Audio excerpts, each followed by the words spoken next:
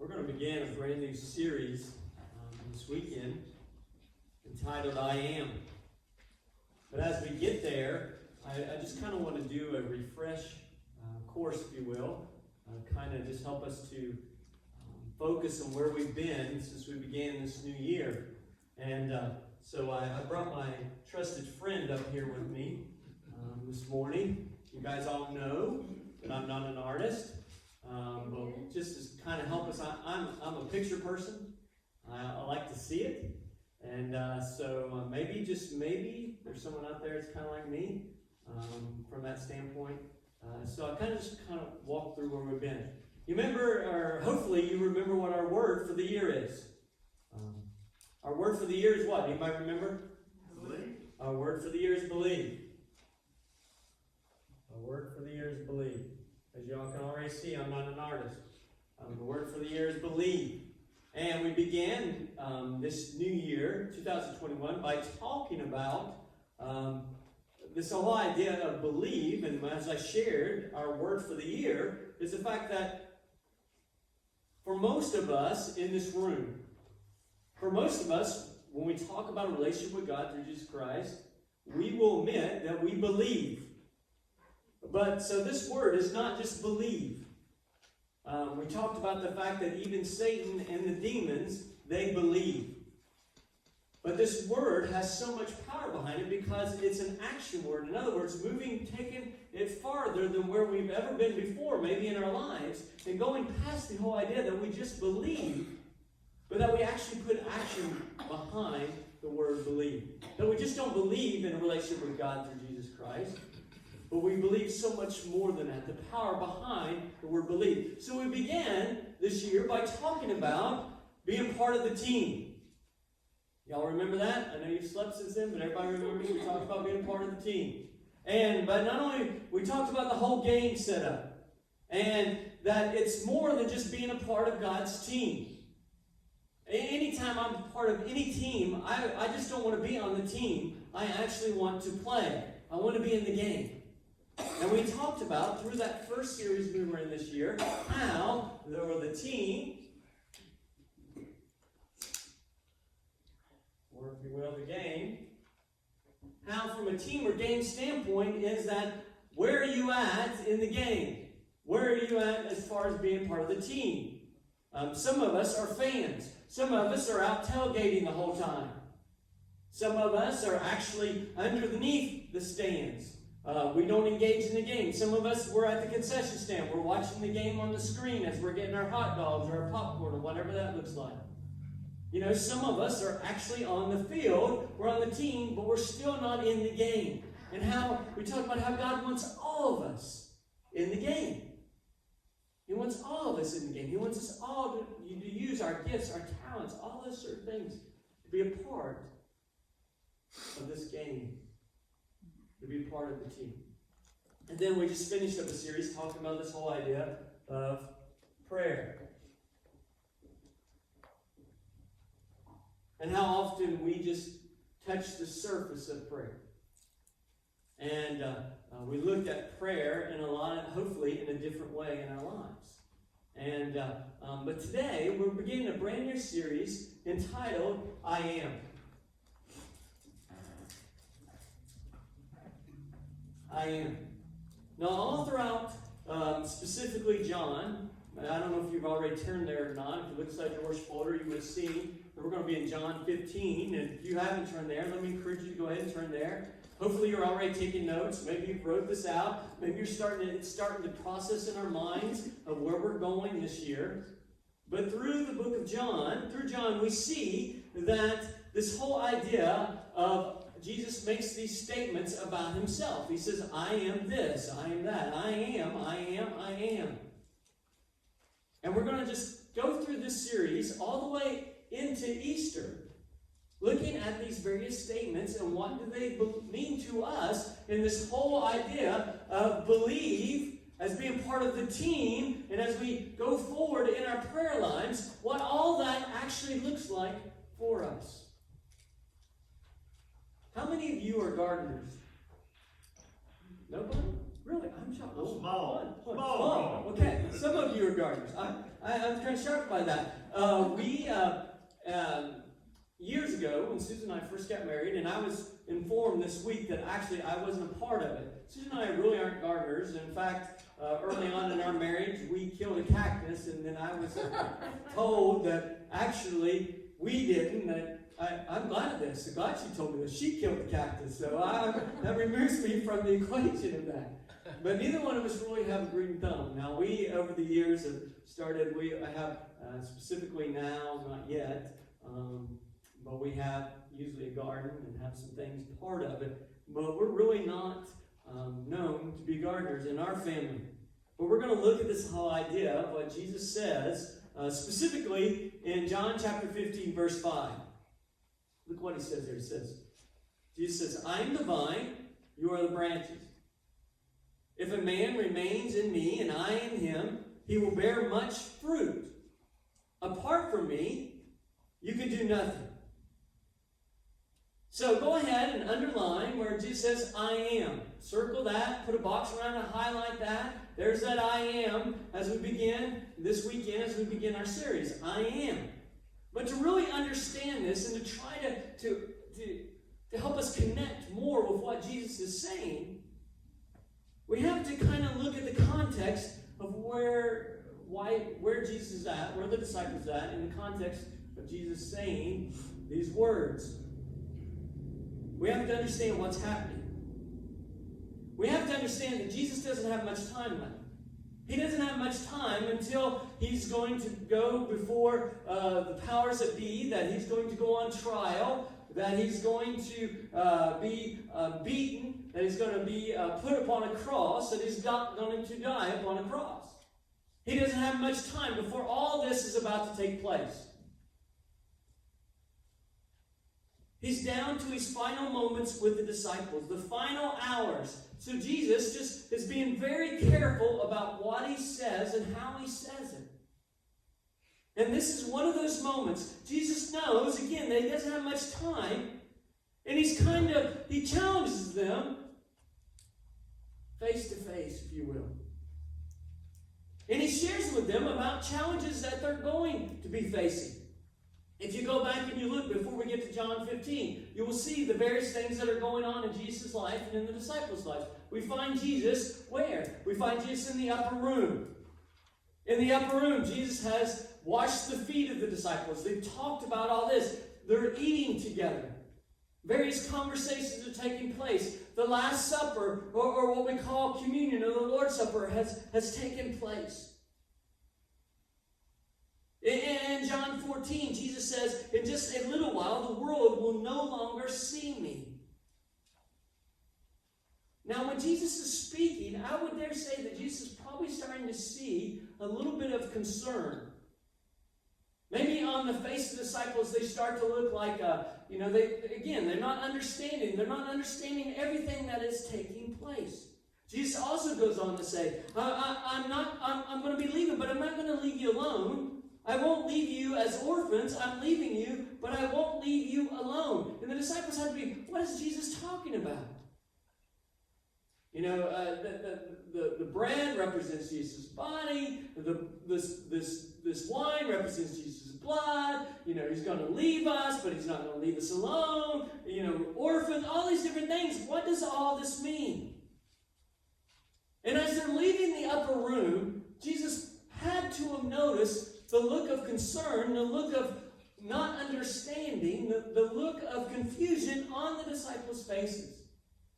And as they're walking out of the upper room, and as they leave the upper room, all these things that, again, had to be taking place, all the thoughts in the disciples' mind, the thoughts in Jesus' mind, and they walk by what would be a vineyard, if you will,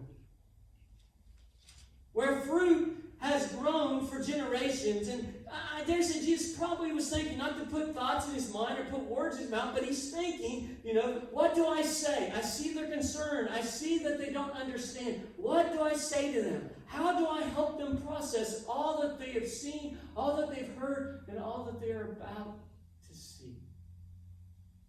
How do I help them? So he stops. And to break the silence, he gestures over to a vine on the side of the road. And look what he says in verse 1. Of John 15, verse 1, he says, I am the true vine, and my Father is what? My Father is the gardener. So Jesus is trying to help them understand. Jesus is trying to, he's sharing with them to give them some understanding what this relationship will look like, what this relationship will look like for him. He's sharing with them, he's saying to them, he is the vine, and that they are what? That they are the branches. What does that mean for us? Where do we fit into this equation? What are we? We're the branches. We're the branches. In other words, what Jesus is saying, what he's saying to the disciples, what he's saying to us this weekend is, we don't have enough strength, we don't have power on our own. See, the one message that Jesus is trying to get across to them, that he's trying to make it perfectly clear with the time that he has left. And let me just encourage you to write this down in whatever format you can or type it into your phone, is this simple thing we're going to look at for the rest of this weekend. Stay connected to me. Stay connected to me. You stay connected because all the power, everything you will ever need, everything actually comes from the vine. It comes from the vine. It's not in the branches. It's in the vine. And that's what Jesus was trying to get across. And that's what he was sharing with the disciples as they were walking through this vineyard. And that's what he's sharing with us this weekend. But here's the application for all that sounds great right now. We could close our Bibles. We could stop right there. But we leave here and really trying to process ourselves just like the disciples were trying to process. How do we do that? What does all that mean? How do we stay connected? What does that look like? How do we stay connected to Jesus? How do we stay connected to the power? How do we stay connected to the vine? So I just want to kind of walk through some things for us, and let me encourage you to jot these down. First thing is this. We stay connected to Jesus. We stay connected to the vine by acknowledging our own weaknesses. We stay connected by acknowledging our own weaknesses. Acknowledging that we are the branches. You're a branch, I'm a branch. That gets us excited, doesn't it? We're all branches. We're not the vine. Acknowledge our own weaknesses. Now, a lot of times we put out this false perception, if you will, that we're strong. We don't want anybody to think that we're weak. We don't want anybody to think that we're struggling or we've had struggles. But the realization is, and this is what Jesus shared with the disciples, is that's not what I want it to look like for you. We want people to think that we got it all together, that we have our stuff together, that we don't go through any problems. And a lot of times, specifically in the church, that is the persona, that's the idea that we painted to the world, that if you are a follower of Christ, that you got it all together, that everything's going to go great in your life, that all the strength comes from that, and that is not true. So a lot of times we create this false idea, or this idea has been passed down through the church from generation, is that when you surrender your life to Christ, that it just looks great for you. There's no problems, there's no struggles. And because we don't share with one another our struggles and our problems and all that, therefore everybody looks like they got it all together. So everybody else thinks we got it all together. Y'all see where I'm going with all this? Truth is, none of us got it together. Amen. It's so important that we acknowledge that and we stay connected. I can't say this enough. You know, I don't know what you go through on a day-to-day basis. I know what I go through. I know what I've been through in my life. But I don't necessarily know what you've been through your life or what you went through this past week. Some of you are celebrating certain joys and celebrations and different things that you've experienced in your life. Some of you have just received information that you never expected from maybe a grandchild or maybe your children, or maybe you received information from the hospital or a doctor this week that you just weren't expecting and kind of caught you off guard. Something happened at work. Maybe you were informed that where you work that they were cutting your hours, or maybe this past year, because of the pandemic, maybe you lost your, I don't know. But here's the thing. Most of us don't know about what's going on. And I'm not sharing that we just reveal everything and we got to do all. But at the same time, if you allow yourself, through being part of the team, being in the game, and we are participating in prayer, and we believe, and we walk with God, and we allow God to walk with us through these certain things, through Jesus Christ as being the vine and us being the branches, and we actually walk through that situation or whatever it is, and we come on the backside of that, and we become stronger because of that, and our faith is stronger. But then there's someone sitting on this side over here, or there's someone in our neighborhood, or there's someone at work that thinks they're all alone and they're the only one, so they got to give this idea that they're strong and all these sort of things like that. And we sort of just open up a little bit and share how God is moving if we will allow ourselves to engage in a relationship with God, if we will just open up and allow ourselves to share some of that. Then others would see that we're not alone. We come around people, we put our arms around them, and we hold their hand. We walk with them and say, you know what? I don't know exactly what you're going through, but I know this time in my life where I was experiencing this or that. See, not only are we acknowledging that we're the branch, but we're acknowledging the vine that got us through. We have to acknowledge our weaknesses. Jesus says, I'm the vine. Life comes from me. In other words, acknowledging that our complete dependence relies, whether we even believe in it, relies on Jesus. And for so many of us, that's so hard for us to do. He says, if you go back, you look here, it says, he says, I am the true vine. Now I want to stop right there. If you will, you can underline that or circle that, or because when Jesus says, I am the true vine, what does that indicate to us then? If Jesus is the true vine, what does that indicate? It would also indicate then that there are other vines that are not what? That aren't true. In other words, there's other things that look like they're the life-giving, that look like they're the things in our life that would actually give us strength. So a lot of times, what do? We gravitate to those things.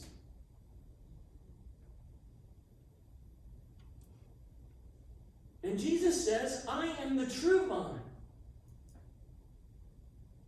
A lot of times we think that other things will empower us, but in the end it doesn't. If you look on at verse 2, Jesus says this. He says, He, in other words, God, the gardener, he cuts off every branch in me that bears no fruit. Well, every branch that does bear fruit, he does what? He prunes. So that it will be even more what? It will be even more fruitful. Now let's go back to here a little bit here. First thing is we have to acknowledge in what Jesus is sharing with the disciples. He says, He, or God the gardener, He cuts off every branch in me that does what? That bears no fruit. So here's the question we got. Are you bearing fruit? Just throwing it out there. We're not going to talk a lot about that today. Just throwing it out there. You can chew on that. Are you bearing fruit? Look what he goes on to say. Again, he says, well, while every branch that does bear fruit, he does what? He prunes. So that it will be even more fruitful. Here's another way we stay connected. We have to accept God's pruning in our lives. We have to accept God's pruning in our lives. We just accept it.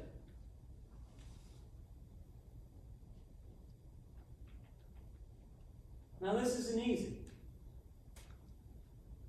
It hurts to be pruned.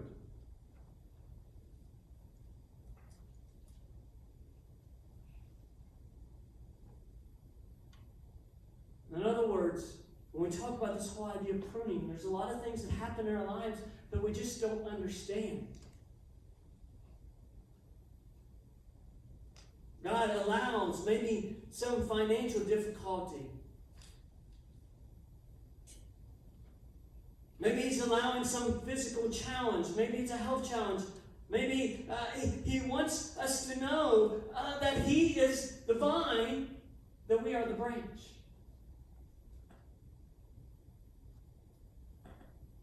Maybe He's allowing some difficulties to take place in a specific relationship or in relationships.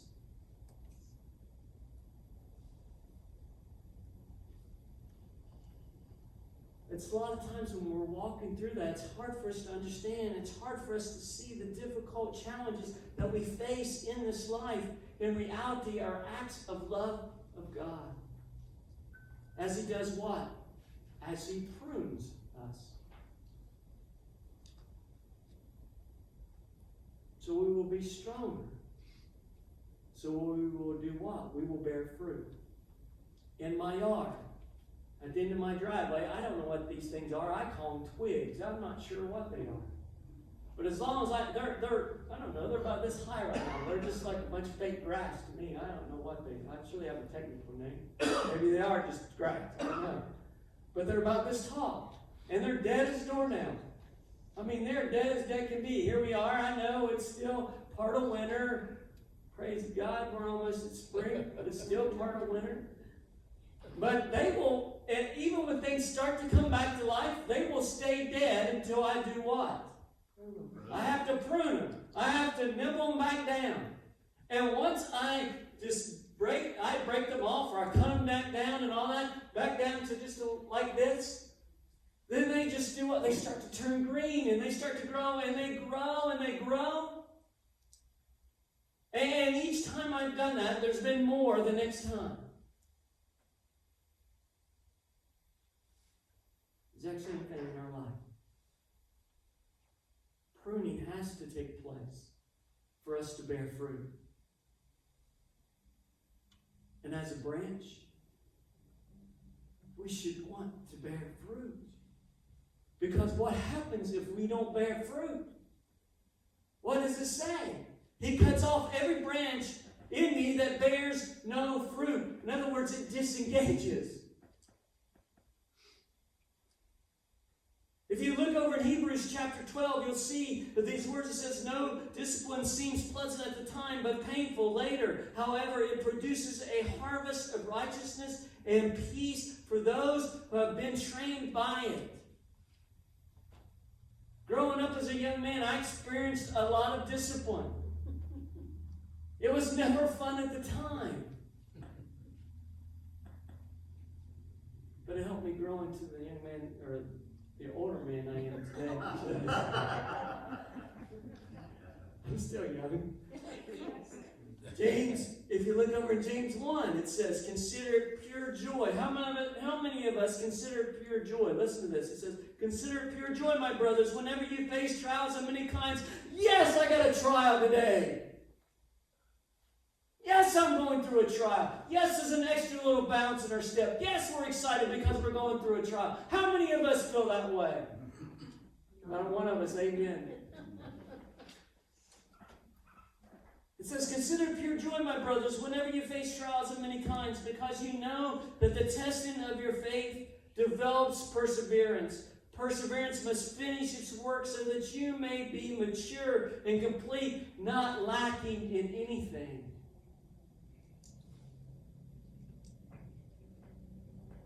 See, the only way that we're really going to have the strength that God wants us to have, the only way that we're going to bear fruit that He wants us to bear, is actually going through the pruning process. So we have to accept pruning.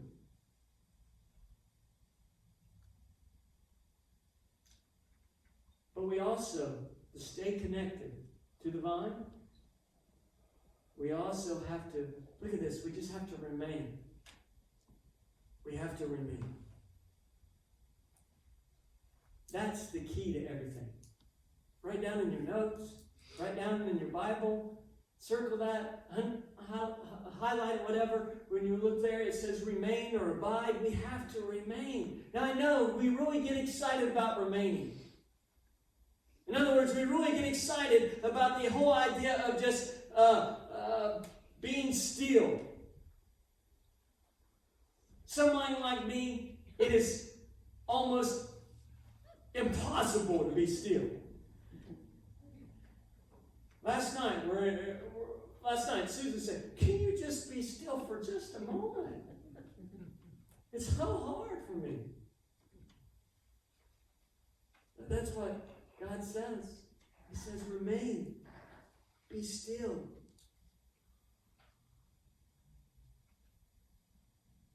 So what are we doing when we remain? Why is this so important?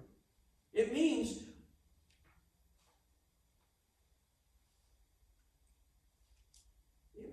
give me some action. When you talk about this whole idea, what does it mean? How do I actually apply this part to us? Jesus says, remain. Just remain. In other words, a lot of times we think we have to be doing something to receive God's strength. We think we have to be doing something to receive God's blessings. In other words, a lot of times, whatever it looks like in our life, we've created a society and culture that it's made its way into the church of a way that everything we do is based upon production. If you're not producing,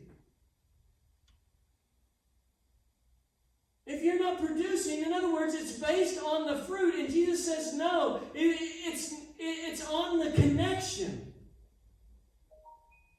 It's on the connection. You remain, the branch remains connected to the vine. In other words, you stay connected to me. In other words, it's not about what you are doing. If I am just good enough.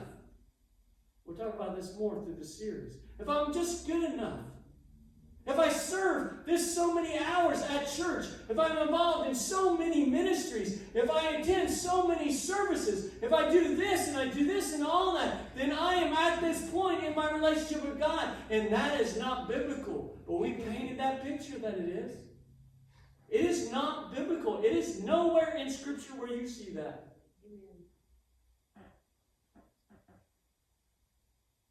Jesus says you remain, you stay connected. You stay connected.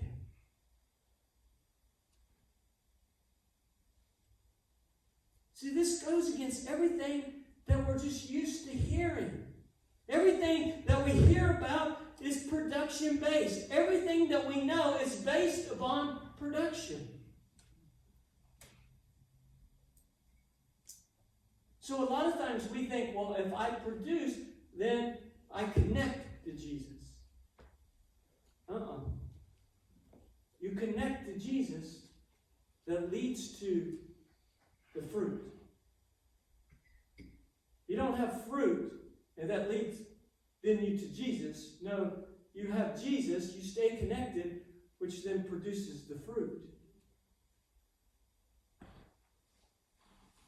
In other words, if I can produce enough in my life, if I can bear enough fruit, then I'll be accepted by the vine and I will receive God's strength. In other words, for a church, if I can just produce enough people, I will produce enough. If I can just produce enough in ministry, then we'll be accepted by the vine. And no, the vine says, no, I accept you no matter what. I always have accepted you. I always will accept you. will you just acknowledge that you're the branch?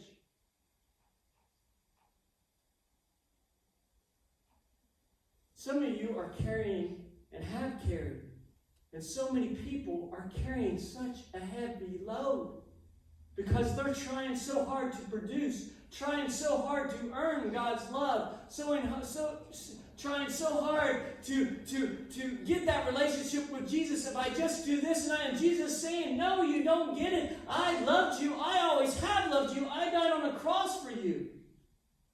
Just connect with me. Just connect with me. And you will bear fruit if you stay connected.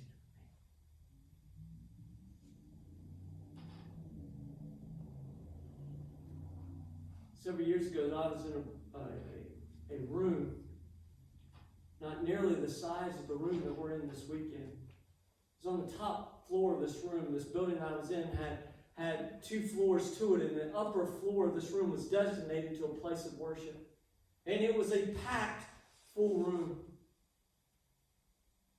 And after having the opportunity of speaking through a translator for more than an hour, we're not going to go that long today, I promise. But for speaking more than an hour with a translator, we went into a time of question and answer.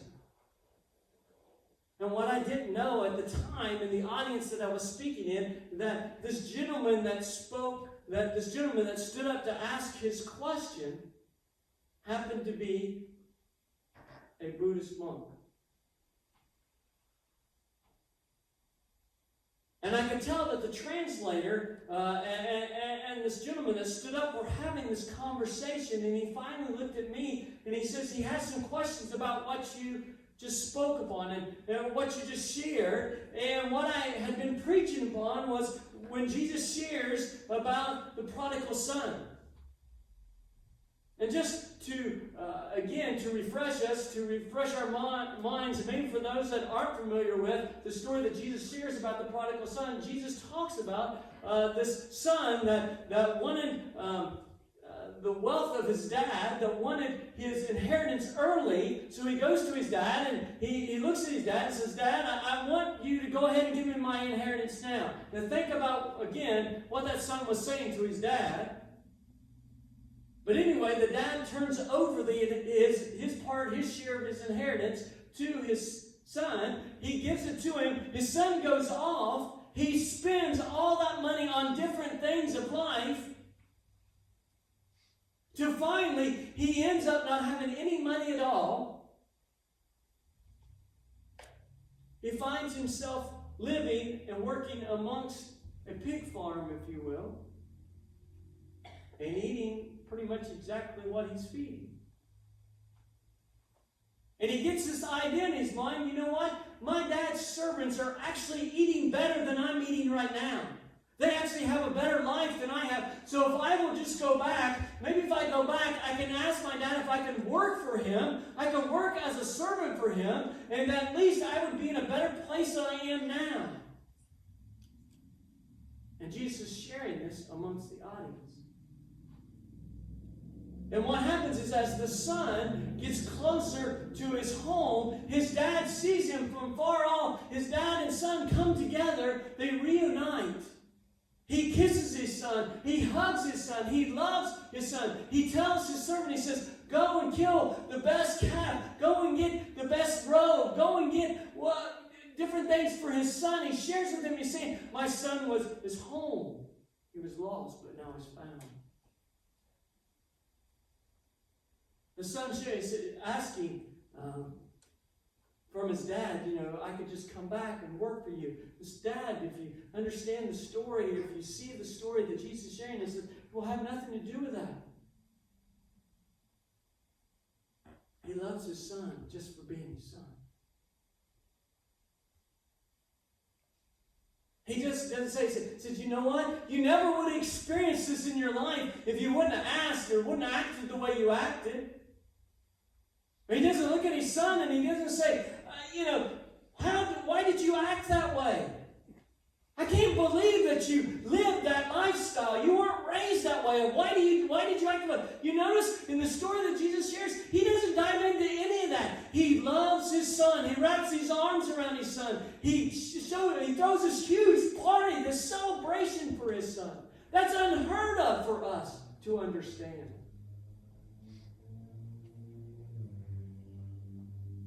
That's the message I shared in the midst of that audience that Jesus had shared. And this Buddhist monk was having this dialogue with my interpreter. And he was confused and didn't understand. He said, wait a minute, what I didn't understand at the time, that in the Buddhist religion, they have pretty much the same story. The only difference in the story, basically, is that in the Buddhist religion, the son actually has to work his way back to favor of the father. And you know what? It did not take long for that Buddhist monk to understand that the connection between us and our Heavenly Father had nothing to do with works.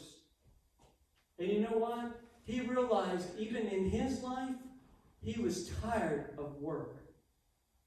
And he couldn't keep up. And he just wanted to be alone. He just wanted to be alone. And that afternoon, amongst a whole group of people, we had the opportunity to watch this Buddhist monk come to know a relationship with God through Jesus Christ as he was baptized. Some of you are exhausted this weekend. Some of you are exhausted this weekend and have been exhausted for a long time. Why? Because you separated yourself from the vine. You haven't acknowledged, I haven't acknowledged that we're the branch. We haven't stayed connected. We've been trying to solve our problems on our own. We've been trying to do life on our own. We've been trying to fix things on our own. We've been trying to grow church on our own. We've been trying to do our families on our own. We've been trying to do life on our own. And Jesus says, I'm the vine. You're the branch. Stay connected. Stay connected. Jesus says, do you believe me? Do you believe me? Not just believe. See, even Satan and the demons believe. They know that Jesus is the vine. They know that Jesus has the power and the strength. So if Satan can do anything, if the demons can do anything to separate us from believing, to separate us from actually acknowledging, to separate us from the vine, even if it will make us think that we have to do all this stuff, do we believe him? Or will we remain? Will you stand with me?